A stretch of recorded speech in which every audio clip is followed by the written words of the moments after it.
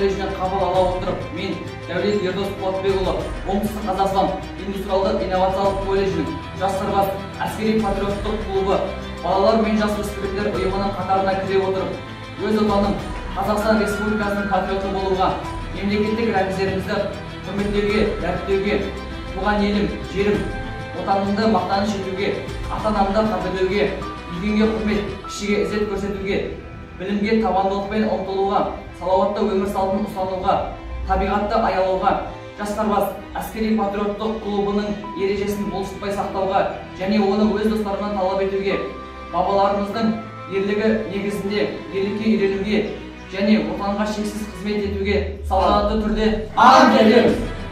Елі мен жерімді қорғау, ол бабалар аманаты. Челленджді Ақсукент гуманитарлық техникалық колледжіне жолдаймыз.